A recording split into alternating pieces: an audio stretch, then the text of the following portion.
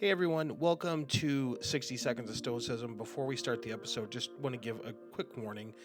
The episode today does deal with death, loss, and kind of things that we can use to overcome it. Just want to give everybody a warning that it could be a heavy episode for anybody who maybe has lost someone recently or maybe deals with death anxiety. So please listen at your own discretion, but thank you for tuning in as always. Welcome, everybody, to 60 Seconds of Stoicism, the only 60-second podcast on the internet that's 60 seconds long but lasts for a half hour. I am your host, Ryan Lee Mays. With me, usually, is my wife, Melinda. Because of the episode today, she kind of took a step back. I'm going to go solo on this one. This is a topic that I've dealt with a lot, not only in kind of in my own personal life, but also in my studies. I've written papers on this topic. Soon plan to write a book on the subject as well, but we are going to talk about thoughts on death today. And I know it's a heavy topic for a lot of people, especially if you've recently gone through the loss of someone or know someone who has, but we're going to focus on a few things. This is going to be a little bit of a longer podcast. So I always joke it's a half hour long. It's going to probably exceed that today, and that's okay. I am coming to you today as a person who has dealt with death anxiety in their life and kind of wanted to talk about some things that helped me get out of that and actually really turn my life around quite a bit as far as my views on those things. But I'm going to save those for the very end. So even if you didn't want to listen to the whole podcast and kind of want to fast forward to the end, that's okay as well. But what we're going to do today is we're going to kind of look at two different perspectives on this. We're going to look at the Stoic perspective and a little bit of the Christian perspective as well. I am a Christian that studies and practices Stoicism. So we're kind of getting, the best of both worlds on this subject. I want to just kind of go through some passages from the Stoics and also from Scripture and kind of talk how they can help us kind of deal with the subject of death better. I, a couple of years ago, had a major year of loss in my family. I guess I could put it that way. I lost my mother and both of my uncles all in the same year. And it was kind of an interesting process for me. I would say, overall, generally speaking, using stoic in more of a commercial term, my family were very stoic when it came to death. Yes, we did our crying and our mourning and shedding our tears, but then we kind of got over that process quickly. And I've always wondered how my mom and dad could kind of do that with the loss of the family members, the loss of their parents and siblings and things like that. And so I kind of understood it more with the loss of my mom. She had gotten to a place in her life where, through her faith, she was ready to go. She was in bad health. She was in her early 70s, but had dealt a lot with things like diabetes and multiple cancers and a tumor and just things that really had ravaged her. But she was ready to go. She felt like she was prepared. And I really admired that. However, I still had a lot of death anxiety. There has been no male member of my family, at least in recent memory, that has lived past the age of 64. And they have died for various reasons. My father died of a heart attack, but he was an avid smoker for many, many years, and it wasn't until about a couple of years before he passed that he finally gave it up, but the effects were already there. My grandfather died of a kind of a freak infection. He went in for a hip surgery, and because of a staph infection, he caught gangrene in his leg, and they weren't able to save him. And that was when I was very young, back in the 80s. I think medicine has probably gotten a lot better nowadays in those areas. But looking back, I look at my age where I'm at right now, and I'm 48. And if I'm just playing the numbers with my family, I say, hey, I'd be lucky to have 15, 20 years left of life. Now, I hope that's not the case. It's up to God how he's going to bless me or take that away, depending on what he wants. But I really had a lot of anxiety because of it. And it wasn't really anxiety for myself. It was anxiety for my relationships, my family, now my stepkids, the fear of not making a mark and helping people enough before I left and not kind of making my life here on earth worthy, if that makes any sense. There is a quote that I love and quote all the time to myself. It's be ashamed to die until you've done some great thing for humanity. I think they based a Twilight Zone episode on that years ago, but it's always kind of like, have you done enough to help before you go? And that caused me a lot of anxiety, a lot of questioning. When I found Stoicism several years ago, it was my uncle, Dr. James Sanders, that introduced it to me. Well, I guess you would say when was talking to him about philosophy, he told me to consider the Stoics, like take some time and look into them.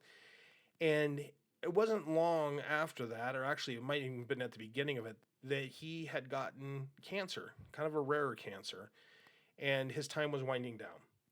And he faced it with so much dignity, so much stoicism, so much just belief in God and Christianity that he faced it in a way that was admirable to me. I was able to stand at his side the night before he passed, surrounded by his wife and his loyal dog that was underneath his bed, and just took it all in.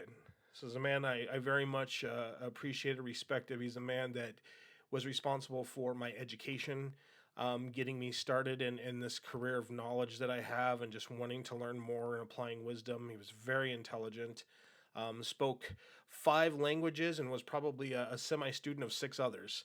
But that was part of what his PhD was. He was a linguist and taught English. So, regardless of that, when he passed, some time after, my aunt gave me a box of books of his, several boxes of books. But on top of one of them was the book How to Die by Seneca. And if you're listening to this podcast, Seneca is one of the 4 most well known Stoics. And it really got me.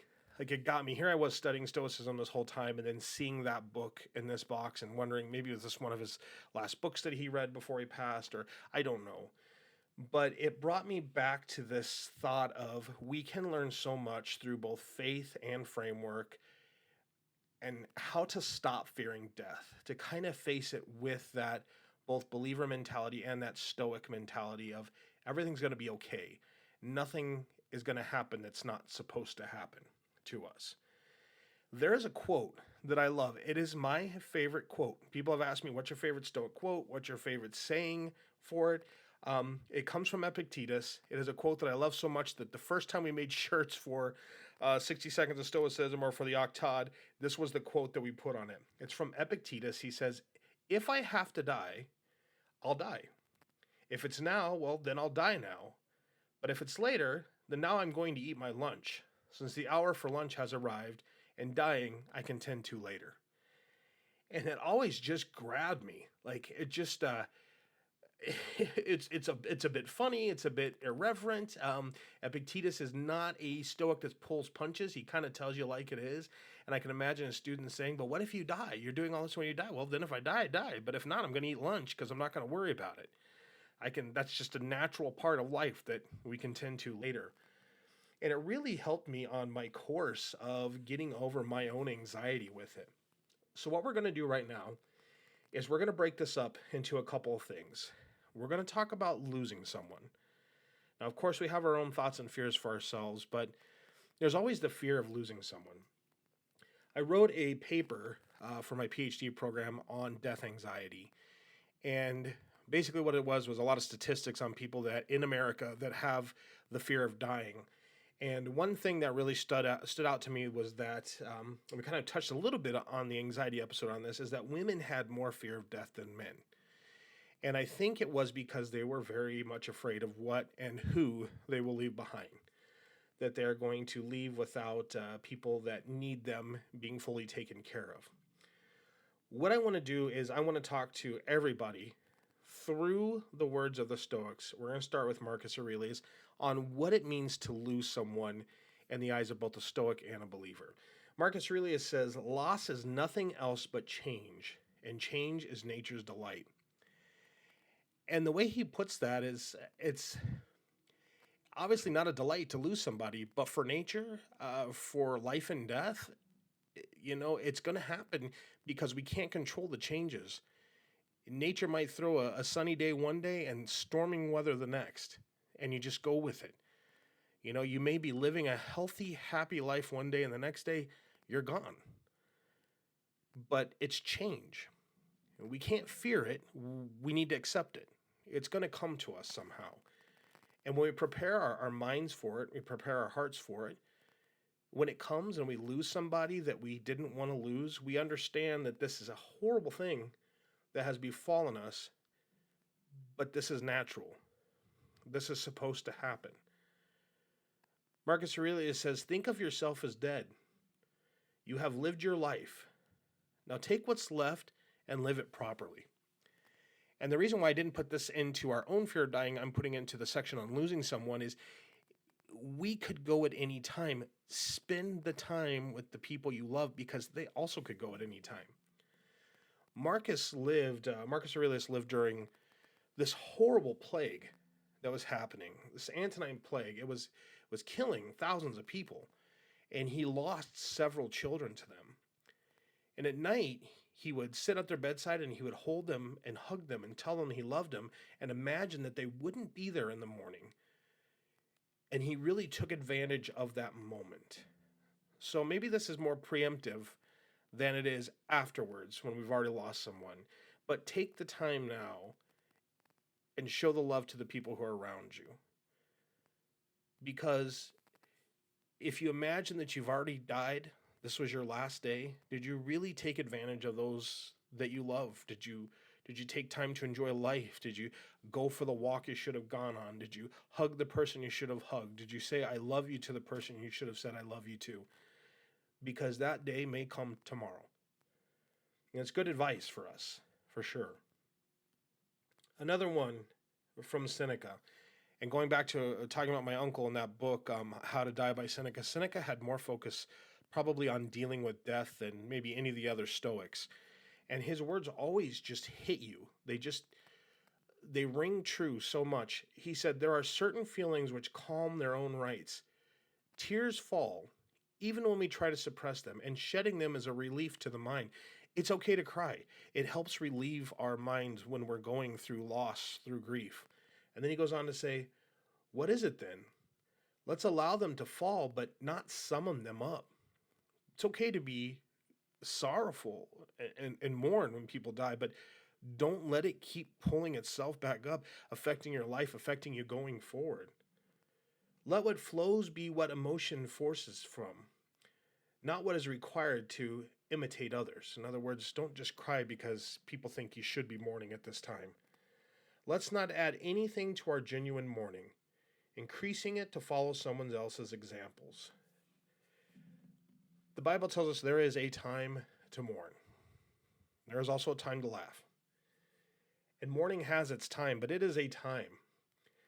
And for Stoics and Christians alike, that time does come to an end. And that may seem very crass, and people might say, how can you say that? How can you be the judge of me? I'm not judging anyone. Just like Stoicism always says, it's only on me to be prudent to myself. It's on you to be yours. There's no judgment cast upon anyone else. But I know that once the mourning's done, there is a time for laughter that should follow that. And that comes in remembering the people that have left us and what they brought to our lives and the happiness we have. Maybe we are having people leave our lives with unresolved issues. Going back to what Marcus said, solve them today. Don't wait. Don't wait to make that phone call. Don't wait to send that text. Tell the person, hey, we've gone through some rough stuff. I want to reconcile right now, because you know in your heart you may not have another moment to do that. But when it comes to the time of mourning, like Seneca says, please mourn. The Stoics were not heartless people. They were not people without feeling, without care, without love. What they're saying is, do not let that be the driving force in your life. Do not let that pull a depression upon you. Do not let that pull a rain cloud over your life, because not only is it not healthy for you, it is not what that person wants that's passed on. Live your life every single day. Find moments of joy, because there are other living people around you that need you right now. Seneca says, it is sweet to mingle tears with tears. Griefs where they wound in solitude wound more deeply.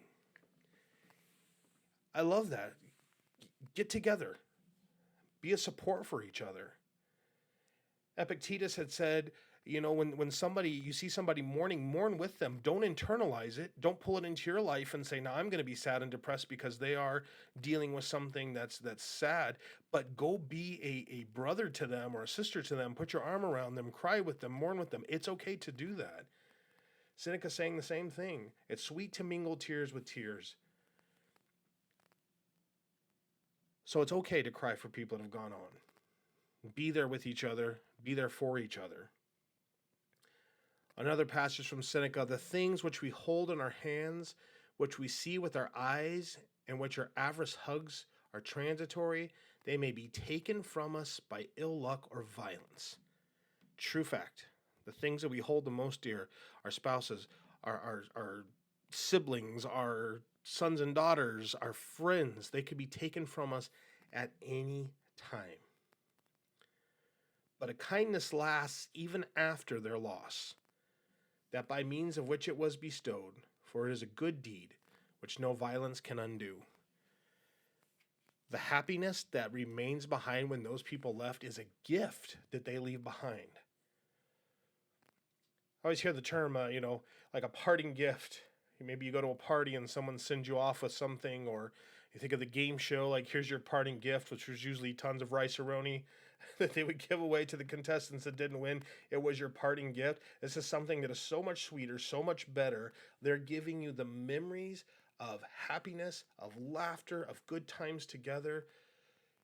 Even when you've missed an opportunity to reconcile, you can still look back and say, man, there were moments in that.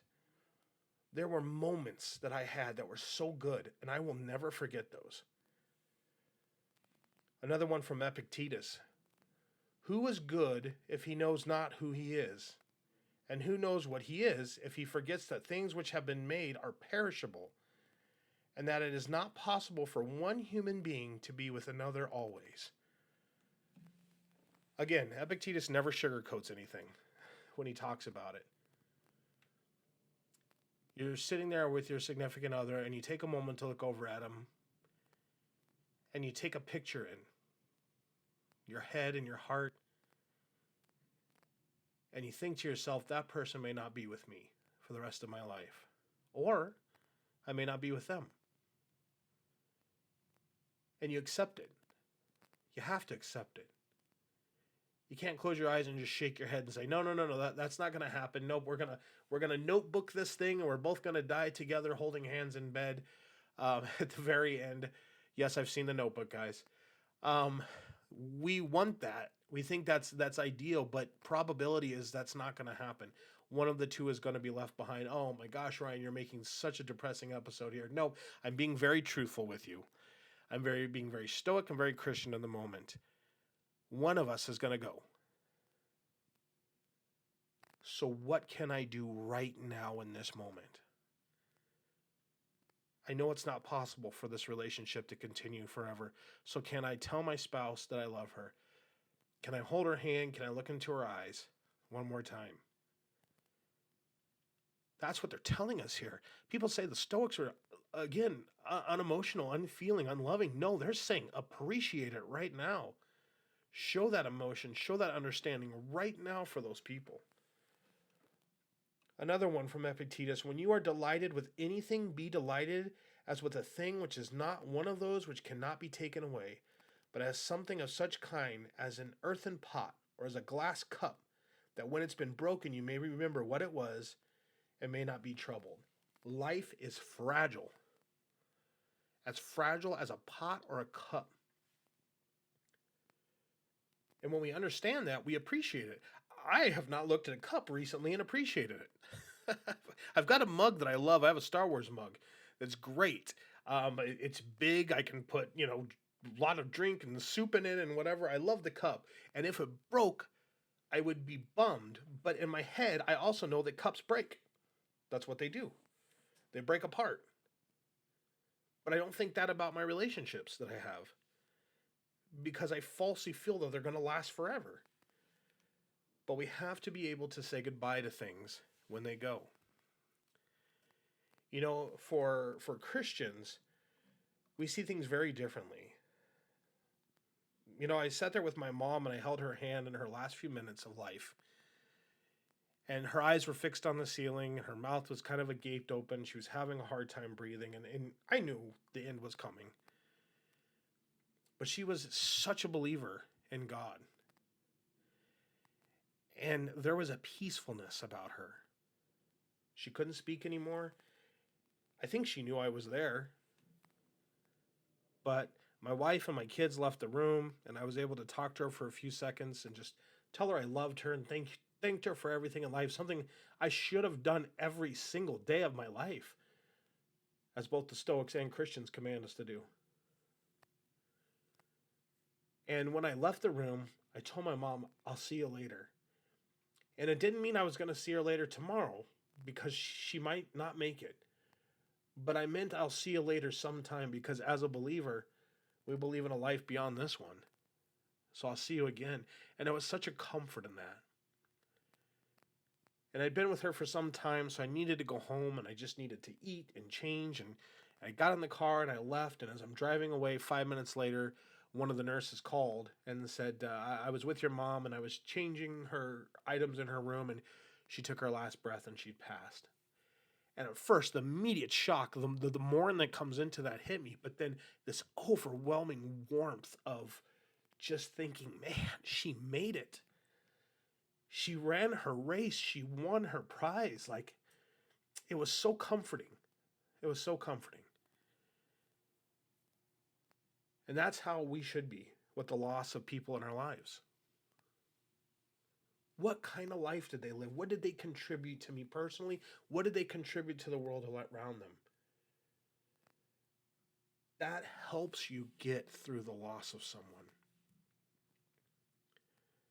Those of you, again, who've lost children, I can't imagine. It's beyond my comprehension of what sorrow probably is at its highest point. But for those who are believers, young children, they go home to where they belong. They go home to be with God. And for Stoics, they would say the time you had with them was a precious gift. They left behind something for you. A memory that you can take with you to motivate you and make you smile. And yeah, maybe sometimes make you cry. But make you smile and push you onward to do bigger things, to do greater things, to be a better person. I love that. Now let's turn the attention of this podcast to something else here. Let's turn to the fear of death for ourselves. Going back to that death anxiety I was talking about, the Stoics understood it. So did the Christians, better than anybody. Again, here's these two, let's say, competing schools of thought, but they're walking together at the same exact time, almost in the same exact region, and they both had outlooks that were fantastic when it came to leaving. Marcus Aurelius said, "It is not death that a man should fear, but rather he should fear never beginning to live." Boy, that should be tattooed on my forehead for that. How many of us have said there's always tomorrow? I'll do it later. Later doesn't come a lot of times. Start living. Don't say I'm going to start living tomorrow. Start living in the second.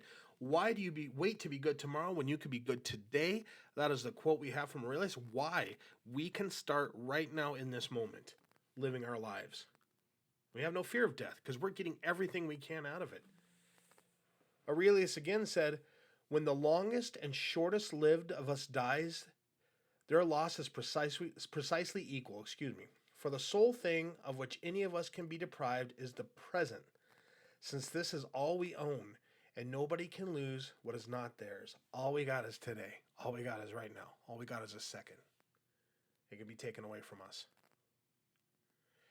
Live.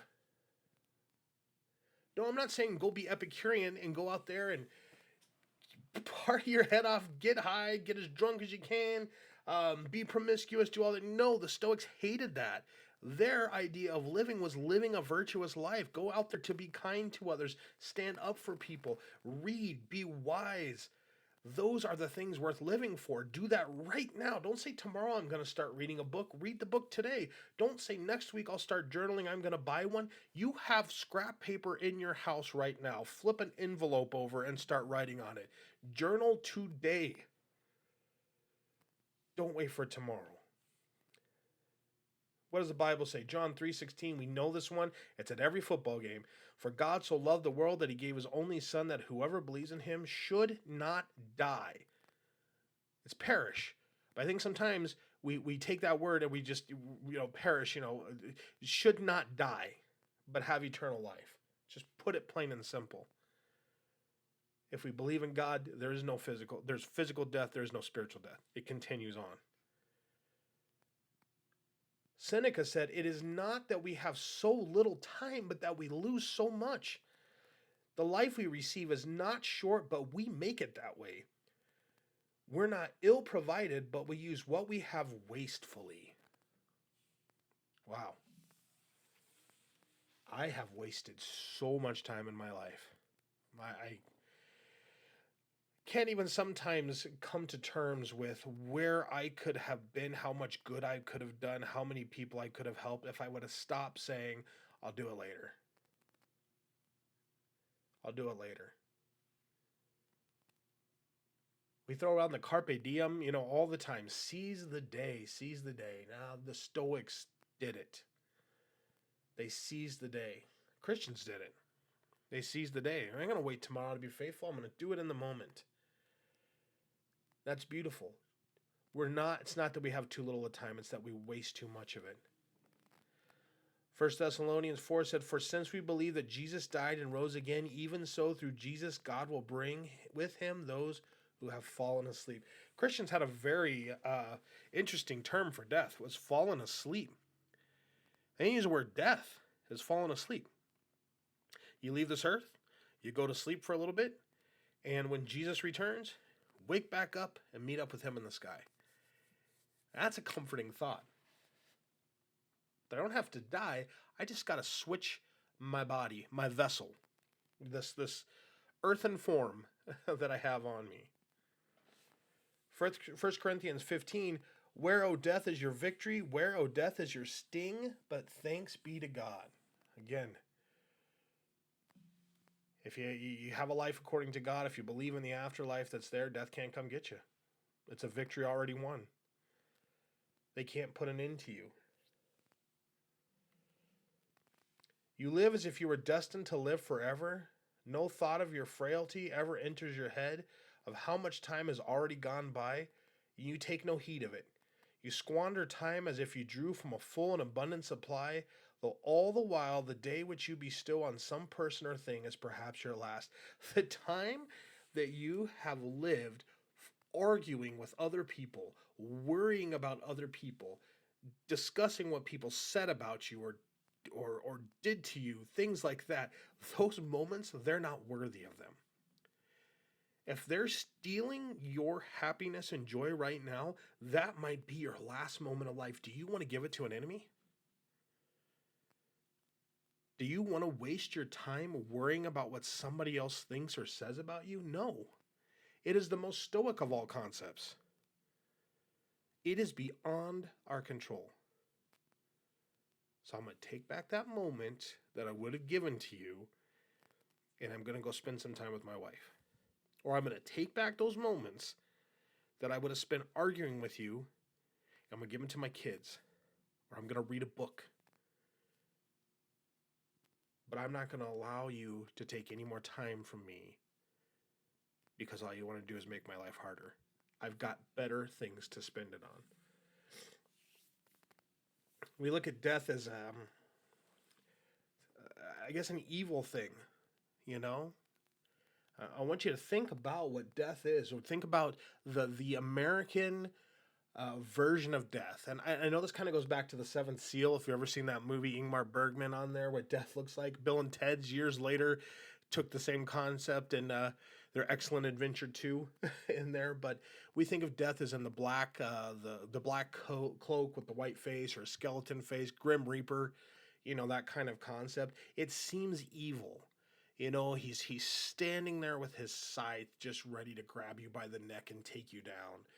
But Zeno says, no evil is honorable, but death is honorable. Therefore, death's not evil. Seems like such a simple concept, If you lived your life good and you've been kind to others and you served it well and then you die, there's nothing wrong with that. It's not evil. It's not horrible. Yes, it's sad for those of us that get left behind, that have to deal with the loss of that person.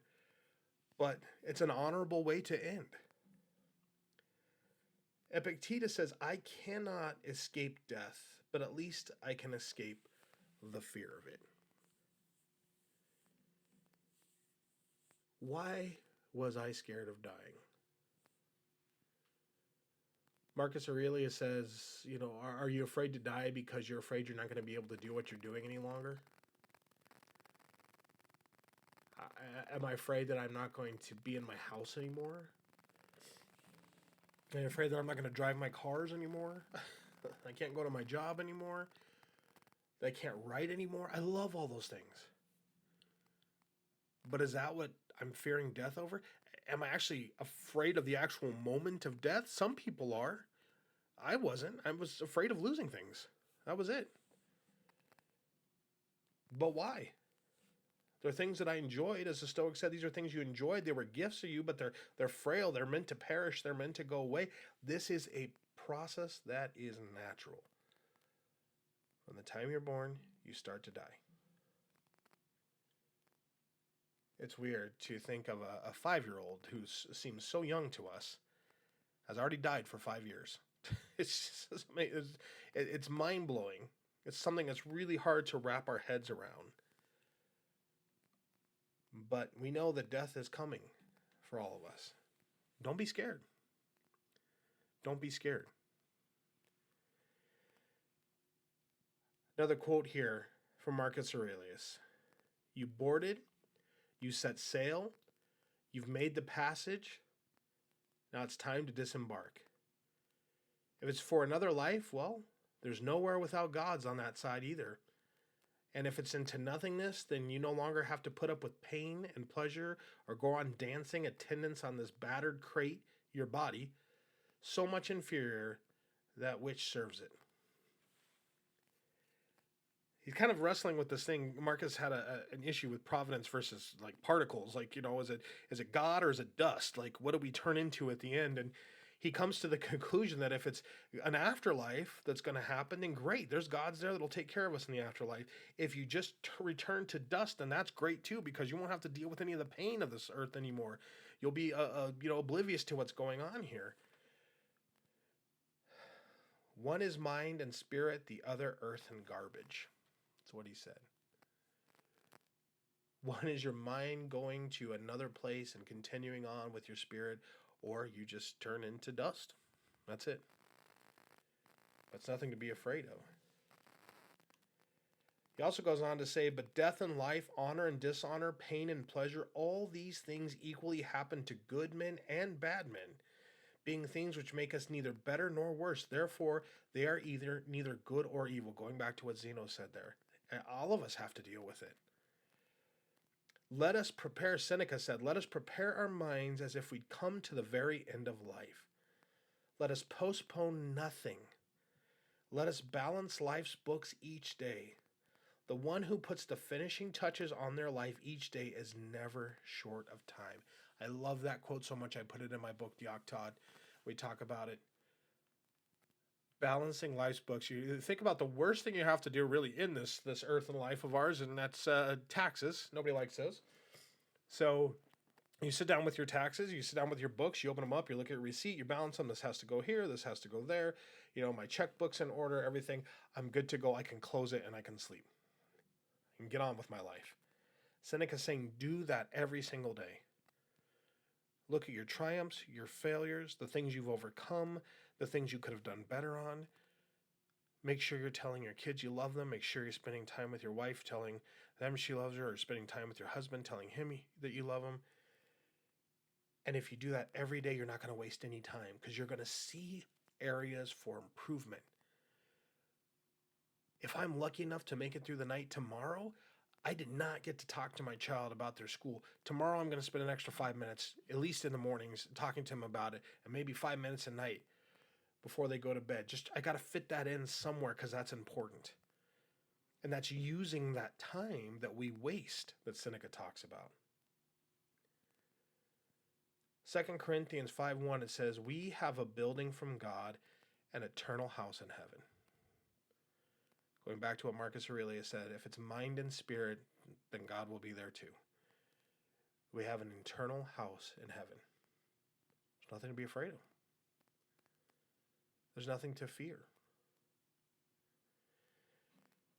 I would like to think, with my own death anxiety that I was dealing with, I would like to think of my final moments as this picturesque movie ending. I'm a huge Star Wars fan, and I always imagined that I would be sitting there in my bed, surrounded by those who love me, about to take my last breath, and I would look up across the room and I would see the Force ghost of Obi-Wan Kenobi, Yoda, Darth Vader. They'd all be there to take me off to a distant land, galaxy far, far away, and roll credits.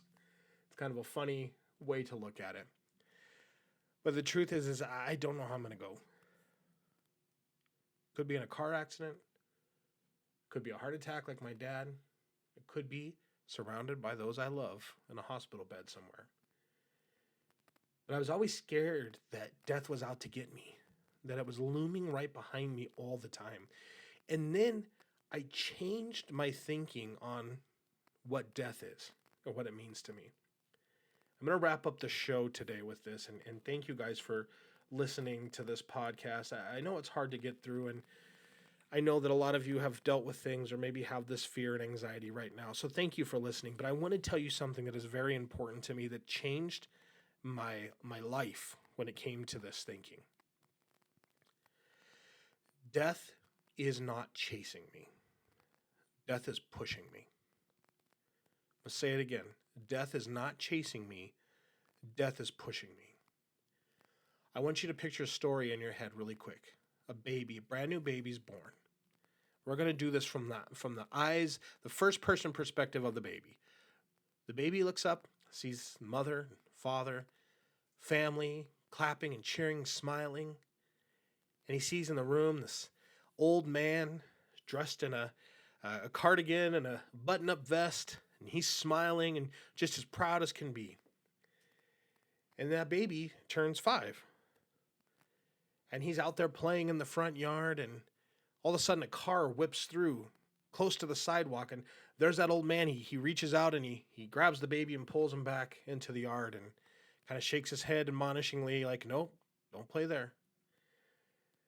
And then that baby grows up and gets into grade school and graduates. 8th grade graduation. He looks over and there's that old man again in the gray cardigan and the button-up vest and smiling, clapping his hands, just as proud as could be. He goes on to college, sees the love of his life there, afraid to do anything, afraid to say that word to introduce himself. And there's that old man behind him, and he kind of pushes him and says, go ahead. Don't be scared. Take a chance. And that baby that's now a young man, goes over and meets the woman of his dreams. They start a life together, and he has a baby of his own. And when he looks up in the room, there's that old man smiling, as proud as can be. And then years later, he's driving home and he gets in a terrible car accident. And before the ambulance even gets there, there's that old man pulling him out of the car, dusting him off, shaking his head, saying, nope, you've still got stuff to do. Go do it. And he goes on to teach people, do good things, take time to enjoy his family, finds faith. He writes, he finds charitable organizations to donate to. He heads up oppositions to things that are unjust and really goes out there and lives his life and makes his mark on the world. And then he's standing in that delivery room now, seeing his great-grandchild being born. And he smiles at that little baby, knowing that he's had such a wonderful life. And then he feels a hand on his shoulder. And he turns around and he sees that old man in the gray cardigan and the button-up sweater. He smiles at the man, and the man smiles back. And the old man in the gray cardigan nods his head. It's time to go. And the old man willingly leaves with him. A life well spent. See, for me, it is not a grim reaper in a black coat with a sigh that's just nipping at my heels to take my life away. Death to me is metaphorically that old man that keeps pushing me, saying, go do this, live your life. It's not time yet. Take a moment, appreciate the people around you, try new things. It's comforting to know that. I don't care that death is walking with me every single day because he's supporting me to do more. I know he's right there, and eventually he's going to have to fulfill his duties and take me away. This was established by God. We knew that we weren't here to live on this earth forever. And yes, I know death is not a living creature. It's a construct of life. But man, when I saw it that way, when I saw it the way that the Christians intended, when I saw it the way the Stoics intended, to live every day for something good, to try new experiences, to go out and live life, to not waste it away saying there'll be more time, but to live, then I'm honoring all of those ideas we just talked about in tonight's show. And death doesn't chase me down. He pushes me to do more. And I slowly started to feel my anxiety go away. If I only have one more day, then I better spend it tonight wisely. If I only have one more year, then I better hit everything I can possibly do to help the people around me. If I have another 30, God blesses me with that, then great. I will live every single moment and every single day to make sure that I have gotten the most positive things I can do, that I've lived the most virtuous life that I can here, and that I've helped other people around me succeed. And then I'm ready to turn around to death and say, okay, I'm going to leave you with one more quote tonight from Marcus Aurelius.